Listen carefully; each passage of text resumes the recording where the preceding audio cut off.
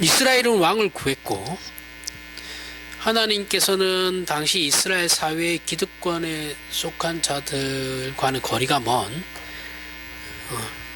촌놈이죠. 시골에서 농사 짓던 베냐민 지파의 사울을 왕으로 세웠습니다. 베냐민 지파는 12지파 중에서 가장 작은 지파였어요. 그래서 영향력이 가장 없는 그런 유다 지파 속에서 살아가던 지파죠. 베냐민 지파가 왜 제일 약하게 됐냐면 그 사사기 때 했죠. 저 지네들끼리 싸워가지고 다 죽여버렸죠. 그죠? 그래가지고 다른 데 가가지고 여자들 납치해가지고 결혼시키고 했잖아요. 그 이제 베냐민 지파가 최약체예요. 제일 사람들은 저 집안이 유력하겠다, 저 집안이 유력하겠다 뭐 이런 말들이 많았을 테지만 하나님께서는 제일 약한 지파에서 가장 보잘것없는 사람을 세워서 왕으로 세웠습니다. 그리고 늘 그랬듯이 블레셋이 다시 침략해 왔고 왕이 된 사울이 앞장서서 전 이스라엘과 함께 그들을 물리쳤습니다. 그러나 이 승리는 사무엘이 분명히 얘기하죠. 왕이라는 지도자에 의해서 허락된 것이 아니고 하나님께서 그냥 우레를 바라시는으로 말미암아 이스라엘에게 허락된 승리였다라고 이제 사무엘이 분명하게 지적하죠. 이건 너네가 왕이 뽑아서 그렇게 된 게 아니고 하나님께서 그냥 평소에 하시던 대로 늘 하시던 대로 그렇게 구원하신 거야. 그 의미예요. 그렇게 허락된 승리라고 했죠. 그렇게 전투에서 승리한 후 사무엘이 이스라엘을 모읍니다. 모아가지고 하나님의 말씀을 전하는데 사사 시대 내내 그랬던 것처럼 이스라엘의 승리나 안전 또는 그 복은 하나님의 손에만 있다라고 설명해요. 그렇게 다시 얘기합니다. 왕하고는 전혀 상관없는 거야. 인간 지도자나 정치 체제나 조직이 아니고 오직 하나님께만 달려있는 거다. 너희의 안녕은 모든 것이 하나님께 달려있는 거야. 왕을 세웠다고 해서 특별히 변할 것도 없다. 이놈들아. 근데 이 왕을 어디다 쓰겠냐?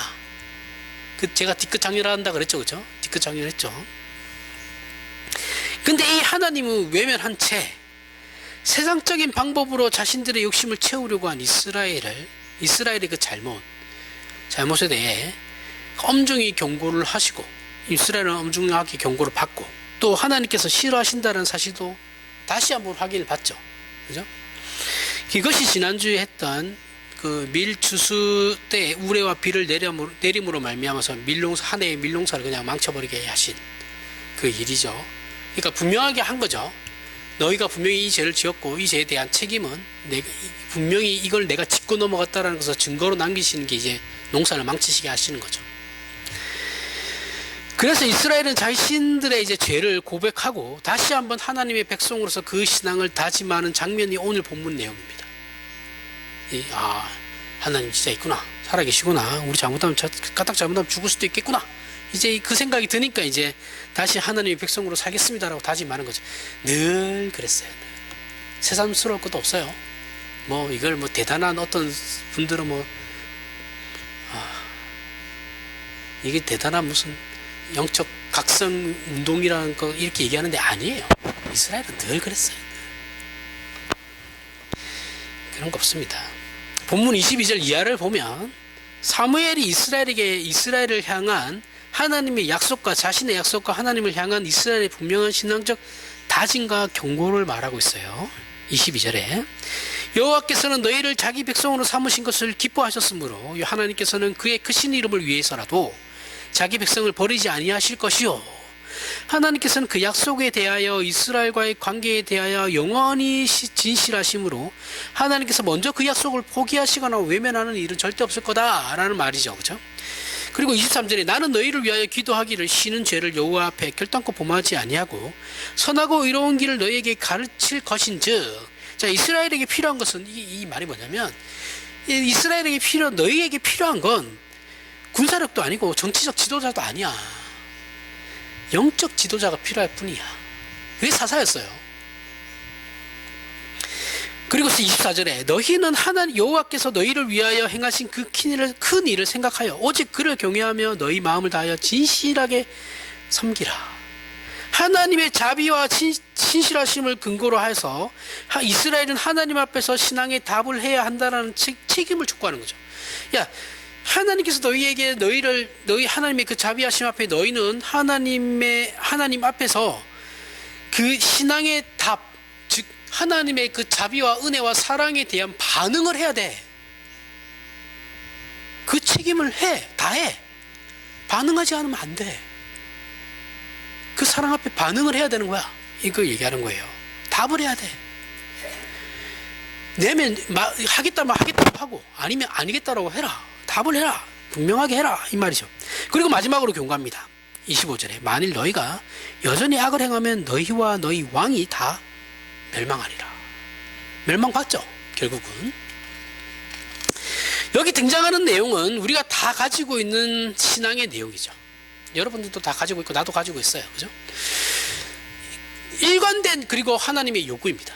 그죠? 여러분들도 이 요구를 동일하게 받고 있고 저도 이 요구를 동일하게 받고 있고 이스라엘도 동일하게 받고 있어요. 사울도 동일하게 받고 있고. 그죠? 그리고 이 경고도 마찬가지죠. 다 모두가 동일하게 받고 있는 거예요. 이건 이미 신명기에서 우리가 확인했죠. 하나님께 순종하면 들어와도 복을 받고 나가도 복을 받으며 하나님께 순종하면 들어와도 저주를 받고 나가도 저주를 받습니다.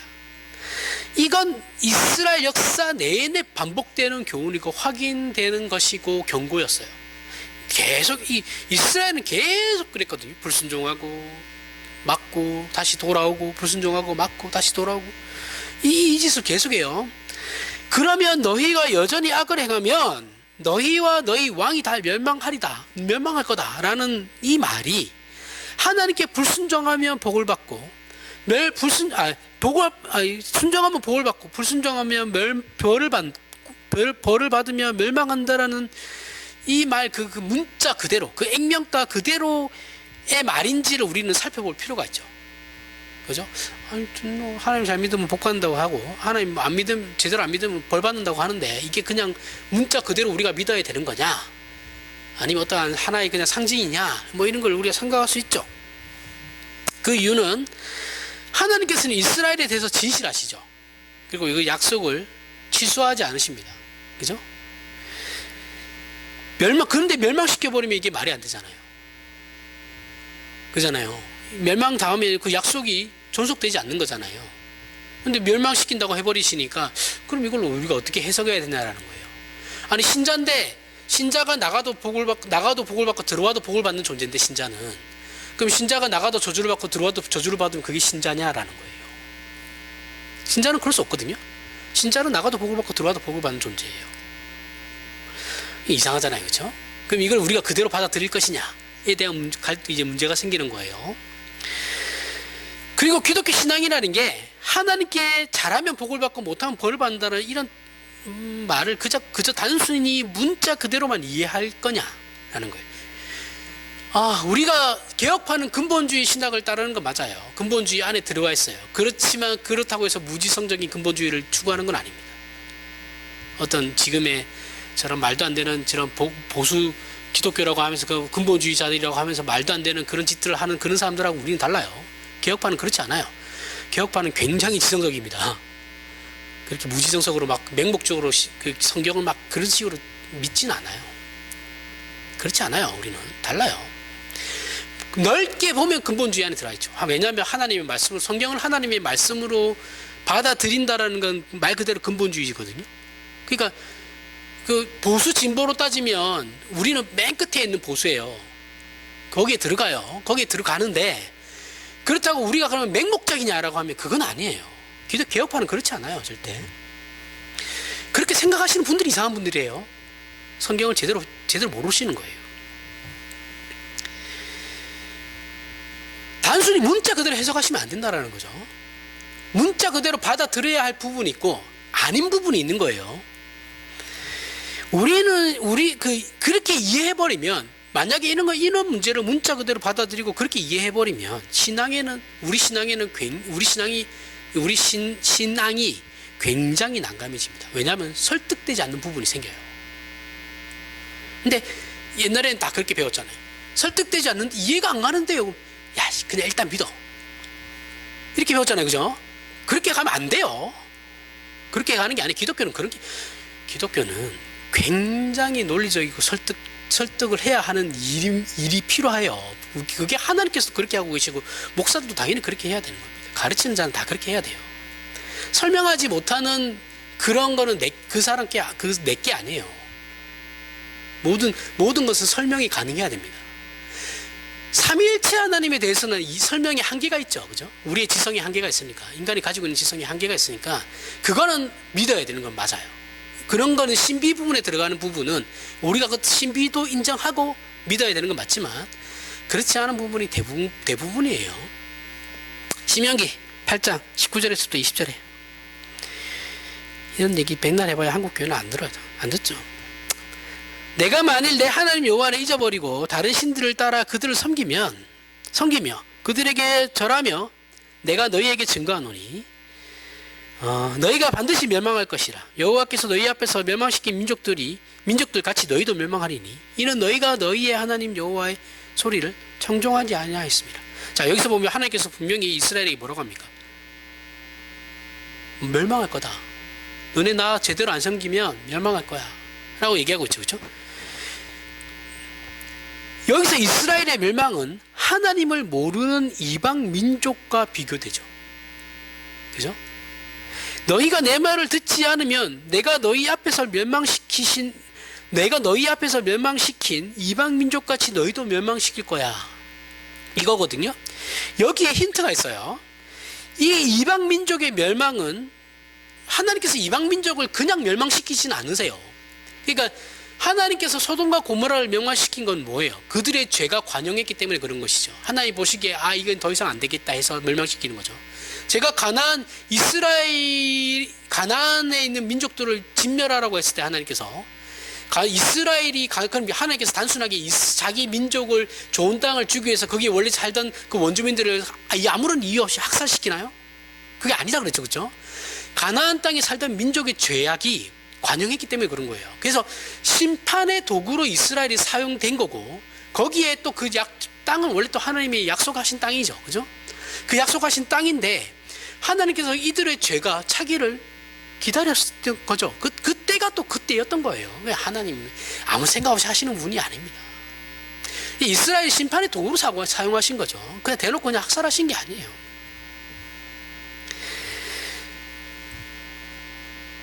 자, 그러면 하나님은 이방 민족을 하나의 이제 이방 민족의 멸망은 보통은 하나님의 하나의 심판이죠. 그렇죠? 심판인데 그 멸망과 심판의 근거와 의미를 우리는 저들이 하나님을 모르는 이방 민족이기 때문에 그렇다라고 생각할 수 있죠.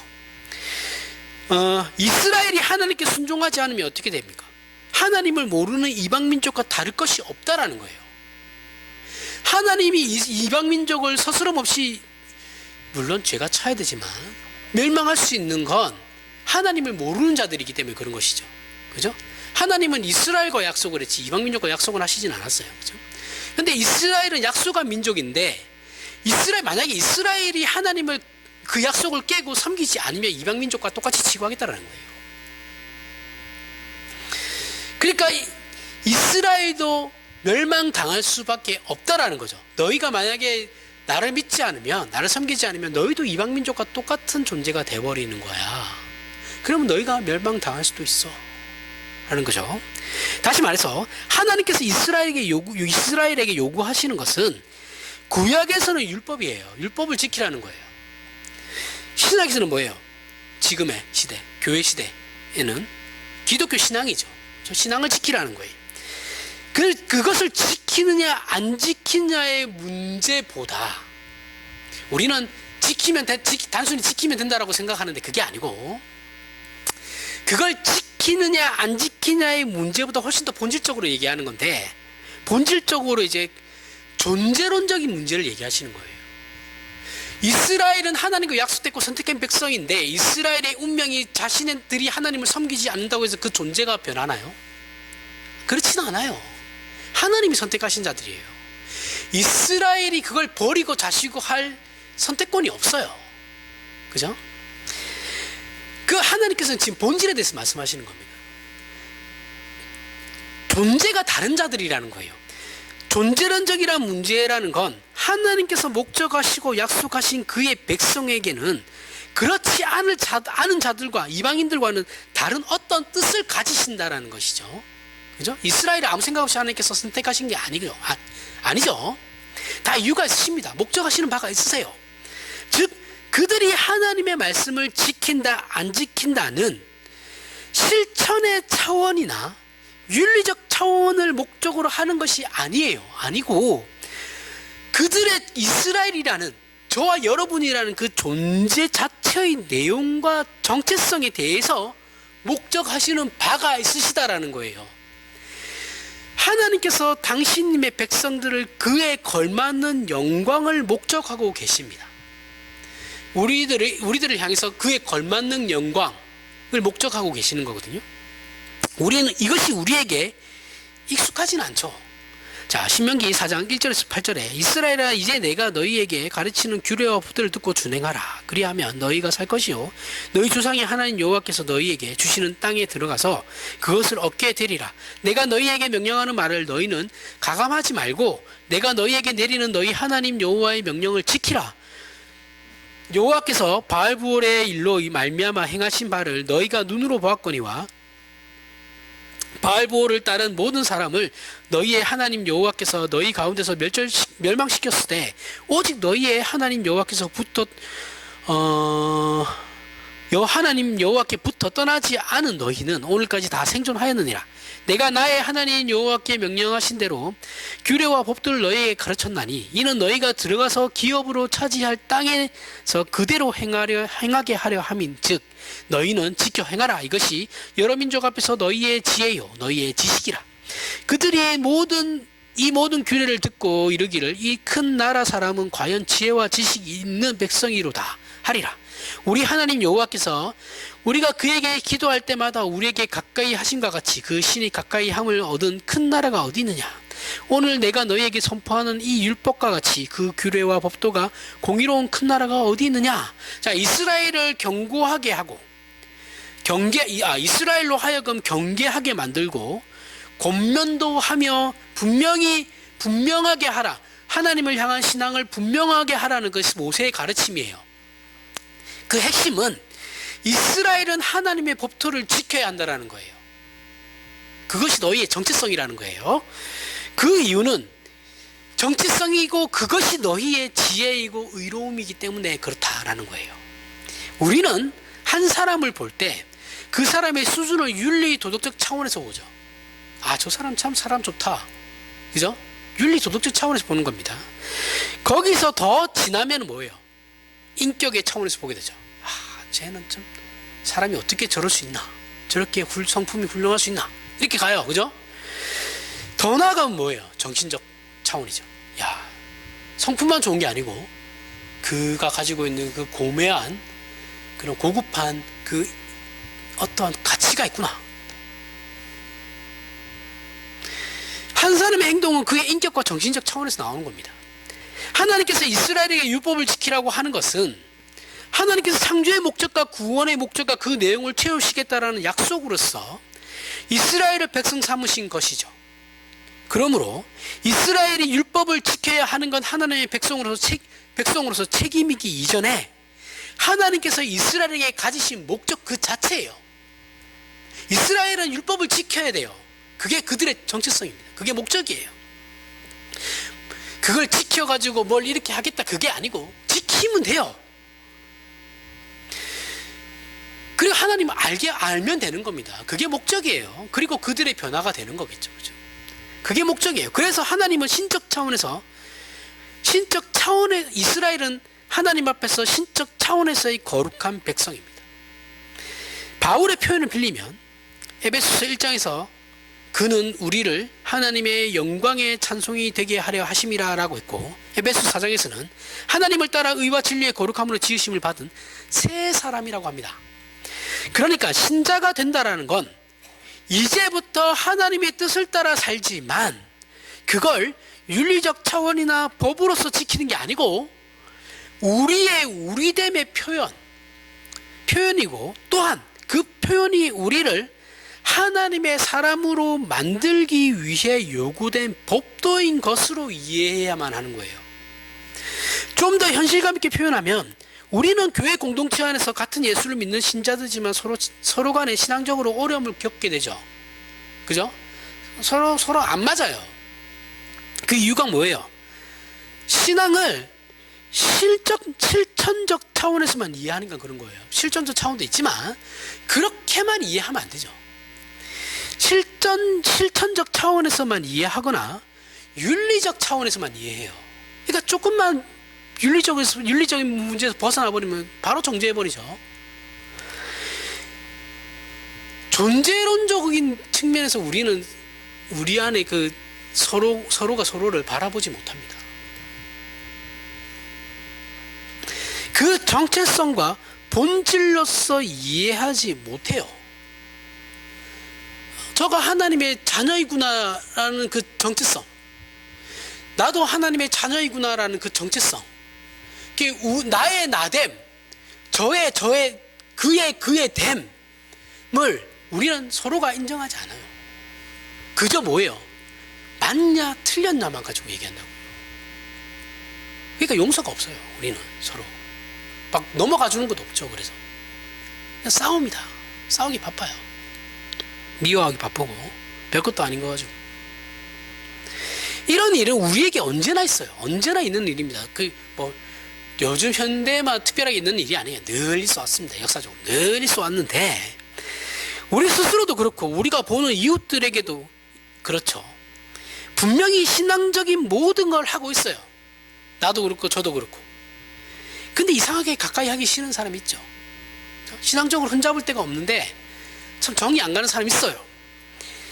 많죠. 사실은 많습니다. 그 사람에게 흠잡을 건 없는데 마음이 열리지 않아요. 신앙이라는 건 하나님의 어떠하심에 관한 존재론적인 변화이고 축복이에요. 그러면 왜 사람들이 나를 어려워하나 그 부분에 대해서 본인이 생각을 해야죠. 그죠?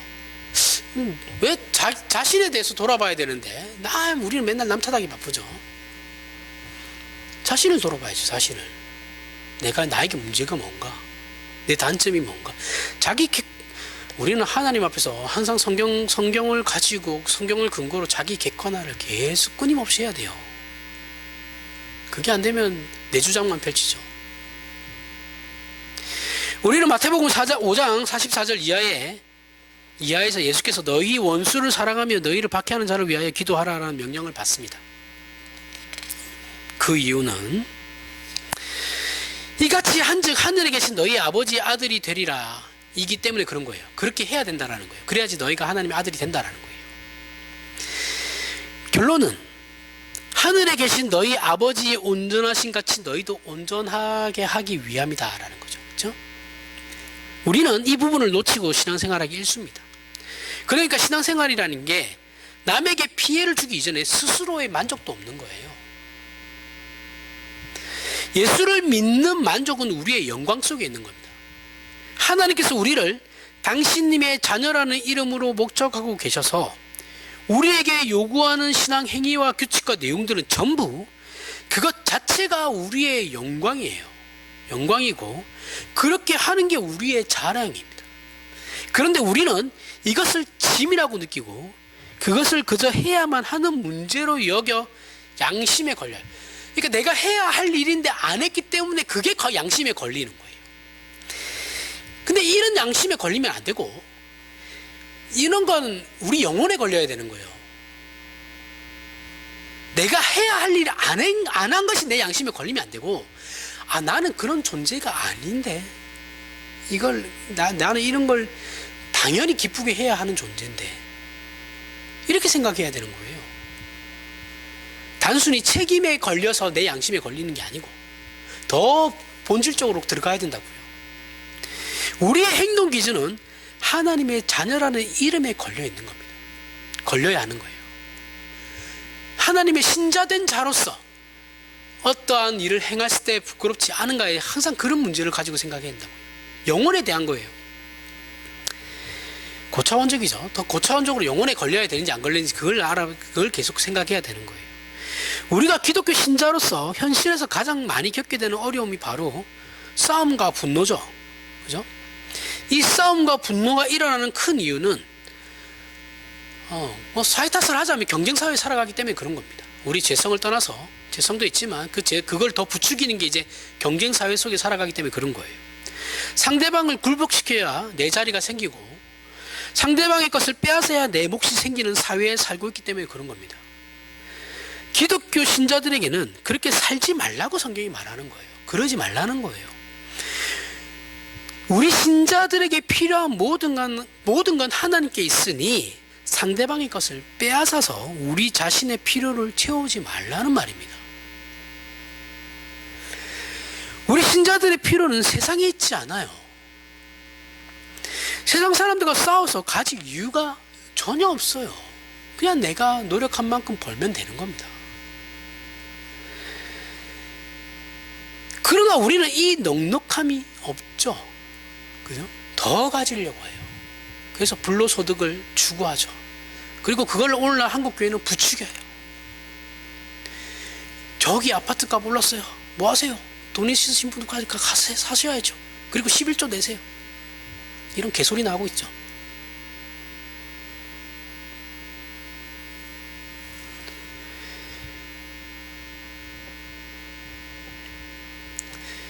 우리에게는 넉넉함이 없어요. 넉넉함이 없어서 맨날 화내고 싸워요. 내 밥그릇 건들지 말라는 거죠. 그런데 살면서 그것이 밥그릇 정도가 아니라 이제 자존심까지 연루가 되어서 화내는 사람에게 우리가 저 사람 참 훌륭하다라는 식의 얘기를 하지 않습니다. 그렇죠? 그런 사람은 세상에 없어요. 우리가 살면서 땡깡 부리고 행패 부리는 사람에 대해 우리의 전인격이 항복한 적이 있습니까? 없어요. 그런 식으로 항복하지 않습니다. 그런 사람에 대해 속으로 욕하면 욕했지 항복하진 않아요. 그렇죠? 무서운 사람 앞에서는 그런 척하죠. 말 듣는 척. 그죠? 자발적으로 그의 말을 듣진 않아요. 그런데 예수 믿는 사람 중에 이런 진상들 정말 많습니다. 왜 예수 믿는데 사람이 아름답지 않고 따뜻하지 않으며 만나면 소름이 돋습니까? 우리는 이 문제에 대해서 정말 많이 고민해야 돼요. 하나님께서는 이스라엘이 하나님 없는 자들, 즉 하나님의 목적하신 축복이 허락되지 않은 자들과 방불해지면 멸망시켜버리겠다 그러시거든요. 목숨을 빼앗아 버리는 그 간단한 처벌이 아니에요. 그러니까 여기서 하나님께서 멸망시켜 버리시겠다는 의미는 그냥 자기 마음대로 살도록 내버려 두시겠다는 거예요. 외면하시겠다. 유기하겠다는 거죠. 그러면 저절로 망하게 되거든요. 그것을 행하시겠다는 겁니다. 그런데 우리도 신앙이라는 이름으로 그 진멸로 향해 나아가고 있죠. 실제로 이스라엘은 그렇게 해서 하나님께서 그냥 내버려 두시고 계시잖아요. 그죠? 그 복음이 이방으로 넘어가 버렸고, 이스라엘은 그냥 지들 마음대로 그냥 삽니다, 이제. 하나님과 전혀 상관없어요. 지들은 하나님 믿다 그러겠죠. 그래서 전혀 상관없어요. 근데 우리도 이 신앙이라는 이름으로 이제 문제는 우리죠, 우리. 이스라엘이야 그러든지 말든지 나하고 상관없는 거니까. 이스라엘하고 지금 우리 기독교하고 아무 상관없어요. 그들을 너무 옹호할 필요, 미국의 어떤 복음주의자들처럼 저렇게 이스라엘을 이스라엘 정책을 아무 의미 없습니다. 그거랑 아무 상관없어요. 지금 우리 기독교하고 이스라엘하고는 아무 상관없어요. 정치적이든 뭐든 간에 신앙적이든 간에 상관없어요. 자꾸 이기려고 하지. 이상하게 이스라엘 국기를 왜 들고 나오는 거예요? 도대체 집회하는데. 생각이 정신머리가 없는 거예요. 전혀 상관없어요. 기독교하고. 근데 문제는 그들이야 그렇든가 말든가. 그들도 나중에 하나님께서 좀 구원하시겠지만 그러든가 말든가 간에 우리가 문제죠. 우리도 동일하게 그러고 있다는 거죠. 그게 문제인 거죠. 그래서 하나님께서 이스라엘에게 경고하시는 내용을 지금 본문에서 하나님께서 이스라엘에게 경고하는 내용을 우리가 이해를 못해요. 왜요? 우리도 이스라엘과 동일한 짓을 하고 있으니까. 생각들을 가지고 있고 이스라엘에 행하는 짓들을 그대로 하고 있으니까 이 경고가 피부에 와닿지 않아요. 몰라요. 우리 마음에 하나님을 아버지라 부르는 일에 대한 특권이 무엇이고 영광이 무엇인지 모르면서 신앙생활을 올바르게 할 수 있는 사람은 존재하지 않습니다. 기독교 신앙은 윤리 도덕적 차원이 아니라 영혼의 문제예요. 우리의 영의 문제라고요. 따라서 우리는 그 무엇보다도 하나님을 먼저 알아야 됩니다. 하나님을 모르고는 기독교 신앙이라는 게 가능하지 않아요. 성립되지 않습니다. 그래서 기독교 신앙은 설명과 이해도 중요하지만 그거에 앞선 믿음이 우선하는 거예요. 하나님을 믿는, 예수 그리스도를 믿는 것이 우선하고 그 다음에 설명과 이해가 들어가는 겁니다. 하나님께서 당신님을 나타내지 않으면 우리가 따라가고 흉내낼 수 있는 존재가 없기 때문에 그런 거예요. 우리가 성경을 통해서 이스라엘의 역사를 보며 확인하는 것이 무엇입니까? 하나님의 진실하심과 자비로우심을 확인하게 되죠. 그것이 역사로 증명되었고 오늘날까지 모든 신자의 생애에 적용되고 있어요. 그리고 언제나 변함없으신 하나님의 진실하시고 의로우시며 자비로우시고 전능하신 통치며 약속이고 성품이십니다. 우리가 이것을 알지 못해 붙잡지 못하고 있다면 알려달라고 기도를 하셔야 돼요. 가만히 있으면 안 됩니다. 우리 교회 이상한데, 우리 목사님 좀 이상해. 그럼 이상하면 찾으셔야죠. 안 이상한 거를. 가만히 있으면 누가 알아줍니까? 알게 돼요? 교회가 이상해, 목사님 설교가 이상해, 목사님이 이상해. 어쩌라고요 그러면? 본인이 찾아 나서셔야죠. 안 이상한 대로. 이상하다면서 계속 있어. 어쩌라고, 어쩌야 돼요? 어떻게 해야 돼요? 기도라도 하셔야죠. 알려달라고. 그 무엇보다 우선으로 하나님을 알게 해달라고, 하나님의 사랑을 잊는다는 것이 무엇인지를 알게 해달라고 기도를 해야죠. 그래서 이 문제가 우리에게 순종을 낳게 만드는 겁니다. 하나님을 제한해서도 안 되고 우리 것을 덧붙여서도 안 됩니다. 기독교 신앙은 그렇게 해서는 안 돼요. 그만큼 불순물이 되는 거예요. 그것이 성경의 가르침입니다. 시편 119편 67에서 73절에 보면 고난 당하기 전에는 내가 그릇 행하였더니 이제는 주의 말씀을 지키나이다. 주는 선하사 선을 행하시오니 주의 율례들로 나를 가르치소서. 교만한 자들이 거짓을 지어 나를 치려 하였사오나 나는 전심으로 주의 법도들을 지키리이다. 그들의 마음은 살쪄서 기름덩이 같으나 나는 주의 법을 즐거워하나이다. 고난당한 것이 내게 유익이라. 이로 말미암아 내가 주의 율례들을 배우게 되었나이다. 주의 입의 법이 내게는 천청 금은보다 좋으니이다. 주의 손이 나를 만들고 세우셨사오니 내가 깨달아 주의 계명들을 배우게 하소서. 여기서 핵심은 고난으로 인하여 주의 율례를 배우고 그 가치를 알게 되었다라는 거예요. 우리가 살다 보면 어려운 일을 당하게 됩니다. 한 번 당하고 마는 것이 아니라 여러 번 당하게 돼요. 죽는 그 순간까지 당할 수도 있어요. 그 어려움은 육체적인 것일 수도 있고 세상적인 것일 수도 있고 사회적인 것일 수도 있으며 정신적인 것일 수도 있어요. 그러나 분명한 것은 인간은 영적인 존재라서 그 어려움이 어떤 것이든 간에 궁극적인 질문이 발생하게 돼요. 어떤 질문이 발생하게 됩니까? 그 어려움이 닥치게 되면 그게 어떤 형식의 어려움이든 간에 인간이 도대체 뭐야? 내가 왜 이렇게 살아야 돼? 그럼 난 도대체 뭐야? 그럼 내가 이렇게 사는 의미는 뭐야? 이런 고민이 생긴다라는 거예요. 이거 안 생기면 이상한 거예요. 어려운 일이 닥치는데 아무 생각 없으면 그게 이상하죠. 어려운 일이 닥치면 사람이 생각하게 되어 있어요. 안 좋은 일은 잊어야지. 그렇게 잊으면 실력은 쌓이지 않습니다. 사람은 고난이 닥쳐야 지금 시편 저자처럼 119편의 저자처럼 그 자리로 가게 되는 거예요. 이 질문에 우리가 그토록 행복의 조건이고 방법이라고 생각했던 세상적인 그 어떤 것도 답이 되지 않아요. 그죠?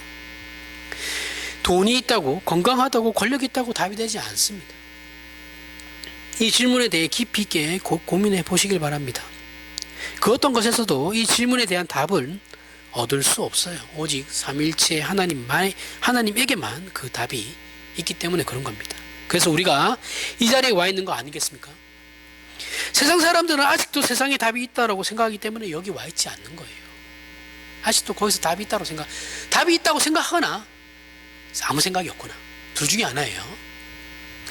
우리는 고난이 닥쳐야지만 하나님의 율례를 배우게 됩니다. 고난이 닥쳐야 그때서야 하나님의 말씀이 생각이 나요.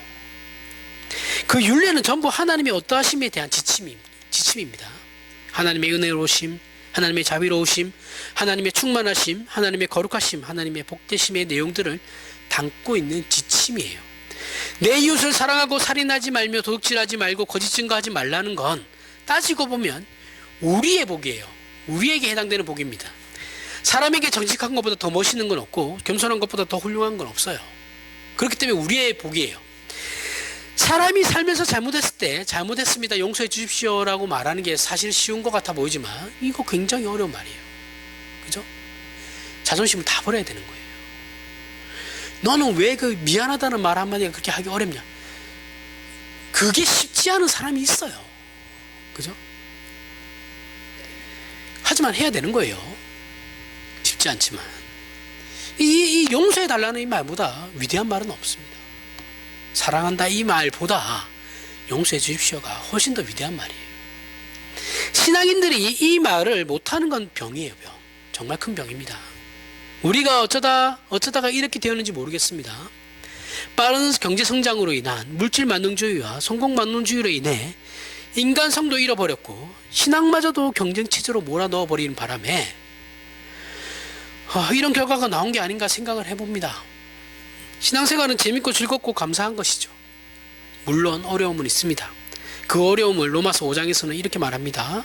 로마서 5장 1절에서부터 4절에 그러므로 우리가 믿음으로 의롭다 하심을 받았으니 우리 주 예수 그리스도로 말미암아 하나님과 화평을 누리자. 또한 그로 말미암아 우리가 믿음으로 서 있는 이 은혜에 들어감을 얻었으며 하나님의 영광을 바라고 즐거워하느니라. 다만 이뿐 아니라 우리가 환난 중에도 즐거워하나니 이는 환난은 인내를, 인내는 연단은 소망을 이루는 줄 알미로라.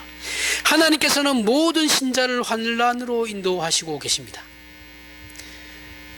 환난으로 인도하시고 계신데 나는 형통한데요 라고 얘기하면 그 사람 이상한 거예요. 그죠? 그 형통함을 의심해야 돼요. 내가 잘못 가고 있는 걸 수도 있겠구나. 당연히 이렇게 생각해야 되는데 그렇게 생각 안 하죠. 그죠? 자기가 복받은 줄 알아요. 모든 신자를 환난으로 인도하세요. 그 이유는 뭐예요? 19편에서 나왔듯이 앞에 10편. 인간은 환난 속에서 진정한 답을 찾으려고 하기 때문에 그런 거예요. 행복한데 답을 찾는 사람은 없어요. 이미 행복하다라는 답을 다 얻었기 때문에. 그죠? 행복하지 않아야지 답을 찾으려고 노력하는 거예요. 환난을 통해서 우리 신자는 하나님만이 우리의 답이고 다른 것으로는 우리의 영혼을 만족시킬 수 없다라는 것을 알게 되죠. 그래서 우리는 세상의 유혹과 시험 앞에 담대할 수 있습니다. 또한 이것이 우리가 머리로 알고 입으로 고백했던 것을 참다운 신앙으로, 정체성으로, 성품과 인격으로 영혼의 무기로 가지게 되는 유일한 길이라고 성경이 가르치는 것입니다. 그러니까 어려운 우리 삶이 내 삶은 참 고단하다라고 하면 내가 하나님의 인도를 잘 받고 있구나라고 생각하시면 됩니다. 세상 사람들이 이거 가지고 또 그러겠죠. 아이고 정신 승리하고 있네. 그러든가 말든가. 그런 판단에 우리가 신경 쓸 필요는 없죠. 지네들도 잘난 맛에 사는 애들이잖아요. 그죠? 서로 잘난 맛에 사는 겁니다. 우리는 우리 하나님 안에서 예수 그리스도 안에서 잘난 맛에 사는 거고 쟤네들은 저 세상 안에서 잘난 맛에 사는 거예요. 우리가 진리를 가졌다고 생각하면 되는 거죠. 이게 진리니까요. 그리고 우리가 그런 사람들이에요. 그러니 우리의 인생을 하나님 외에 그 누구에게도 넘기지 마시길 바랍니다. 그죠? 그럴 필요도 없어요. 그리고 우리에게 허락된 그 복, 하나님의 신적 차원의 목적과 내용과 가치와 영광을 세상 것으로 혼합하지 마시길 바랍니다. 거기 자꾸 세상 것을 더하려고 하시지 마세요. 그렇게 한다면 우리의 인생은 하나님의 크신 이름으로 사는 귀한 삶이 될 것이고 우리가 존재하는 곳에서 하나님께서 영광 받으시며 우리를 통하여 이루시는 기적을 보는 인생이 될 겁니다. 지금부터 이제 성자식을 고행하겠습니다. 이 말씀을 보겠습니다. 고린도전서 11장 23절부터 29절에 내가 너희에게 전한 것은 주께 받은 것이니 곧 주 예수께서 잡히시던 밤에 떡을 가지사 축사하시고 떼어 이르시되 이것은 너희를 위하는 내 몸이니 이것을 행하여 나를 기념하라 하시고 19회 또한 그와 같이 잔을 가지시고 이르시되 이 잔은 내 피로 세운 새 언약이니 이것을 행하여 마실 때마다 나를 기념하라 하셨으니 너희가 이 떡을 먹으며 이 잔을 마실 때마다 주의 죽으심을 그가 오실 때까지 전하는 것이니라.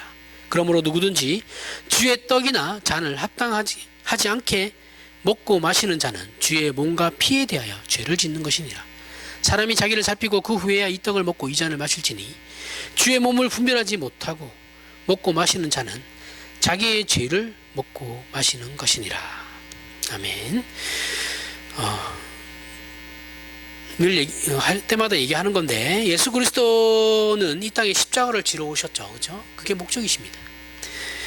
그래서 그분의 전 인생과 전 사역과 사역의 방향은 그 십자가를 중심으로 하는 것입니다. 그리고 우리가 지금 행하고 있는 이 성찬은 그 예수 그리스도의 십자가의 죽음을 가장 잘 표현하는 것입니다. 우리는 개혁파 신학이에요. 개혁파 신학을 따르는 후손입니다. 개혁파 신학의 후손들이에요. 이 성찬에 관한 입장을 우리는 어떻게 받아들여야 된다고 그랬죠? 영적 인재설로 받아들여야 돼요. 그렇죠? 다른 그 가톨릭의 화채설이나 루터교의 공제설이나 쩌빙글리의 기념설이 아니에요. 상징설 이런 게 아닙니다. 영적 인재설이에요. 그걸 잊으시면 안 돼요. 할 때마다 이걸 기억하셔야 됩니다. 이걸 잊으시면 안 돼요. 또한 이 성찬의 효력은 이 성찬을 하는 데 있어서 그 효력은 성찬 예식 자체에 있는 게 아니에요. 그리고 뭐예요? 목사 이걸 인도하는 집례하는 목사의 어떤 경건함이나 의도나 그 신앙과도 무관해요. 상관없어요. 그럼 뭐하고 상관이 있는 겁니까? 이 성찬의 효력은 오직 성령 하나님의 으로만 그 효력이 발생하는 겁니다. 그러니까 목사도 상관없고 이 행하는 이 예식 자체도 아무런 효력이 없어요. 이걸 통해서 하나님 우리 떡과 그 포도주를 마시는 거기에 성령 하나님께서 활동하신다라는 거죠. 그것 때문에 효력이 있는 거예요. 다른 그 어떤 것도 효력이 없어요. 그리고 성찬의 두 요소인 떡과 포도주는 예수 그리스도께서 과거에 성취하신 그 십자가 사역을 나타내는 것입니다. 동시에 예수 그리스도께서 지금도 임재하시고 활동하시며 예수 그리스도의 대속의 모든 은덕을 신자들이 행하는 성찬을 통해서 적용시키시는 거예요. 성찬을 그래서 그 개혁파에서는 굉장히 강조하는데 그 강조하는 이유가 이 성찬이 우리의 믿음을 강화시켜 주기 때문에 그런 거예요. 실질적으로. 그러니 성찬에 참여하는 우리는 예수 그리스도께서 우리 성찬 가운데 실질적으로 임재하신다는 것을 반드시 믿으셔야 됩니다. 믿고 성찬에 임하셔야 돼요. 그럼 이제부터 분변과 분잔을 나눠서 하겠습니다. 다 아시겠지만 성찬은 세례교인 입교한 신자만이 참여할 수 있는 거예요. 아니면은 참여할 수 없어요. 입교하거나 세례를 받으셔야만 하는 거예요.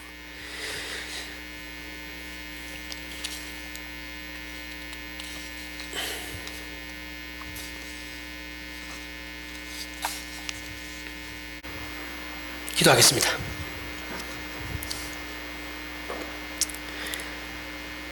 너희가 이 떡을 먹으며 이 잔을 마실 때마다 주의 죽으심을 그가 오실 때까지 전하는 것이니라.